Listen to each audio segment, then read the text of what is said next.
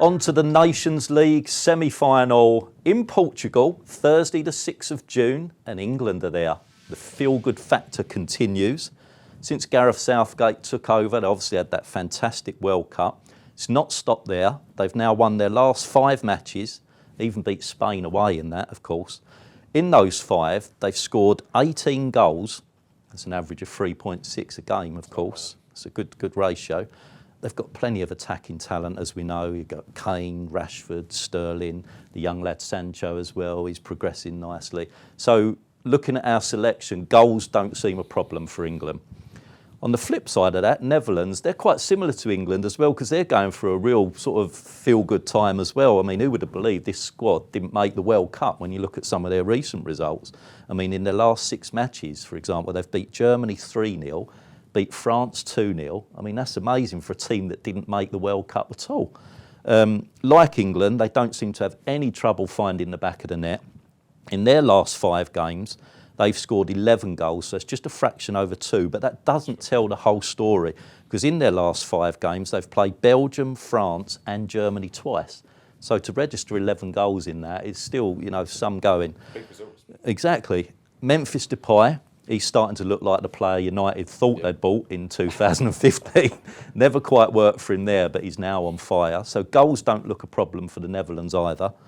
So our selection, we think this could be a classic. Sure. Could be another England penalty shootout though, I'm afraid, because we're going to go for 2-2 as the final score. Our main selection though, we're very confident, would be both teams to score.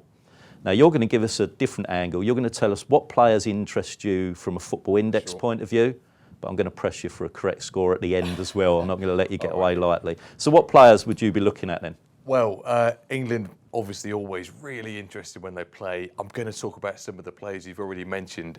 This game is particularly interesting because I feel like we've got one of the best forward combinations in the world against one of the best defences in the world. The forward combination being the England one, with Jadon Sancho, Raheem Sterling, and potentially Harry Kane. I think he's going to start. I mean, we're recording this before the Champions League, but he looks like he's going to be back for that, so he should be all right. In terms of prices on Football Index, Raheem Sterling is worth £4.95 per share. Jadon Sancho, he's a massive favourite on the index. He's right up at the top of the list. He's £5.28 per share. And Harry Kane, slightly above Sterling. He's recently overtaken him, probably in preparation for the Champions League final and these Nations League games. He's £5.05. You've obviously got other players in the squad like Declan Rice coming in, who's another favourite. Declan Rice. Absolutely, another favourite just because he's young. He's got potential to grow in value if he keeps the form that he's got. What's his price at the moment? Well, obviously these fluctuate. Minute by minute. Absolutely, yeah. At the time of recording, Declan Rice is £1.96. So, as I say, this England sort of front three, as I see potentially the starting lineup being, that's an incredible front three, and again, potentially the best front three in the world at the moment. That's obviously not to discount the Netherlands. Virgil van Dijk is playing centre back alongside probably De Ligt as well.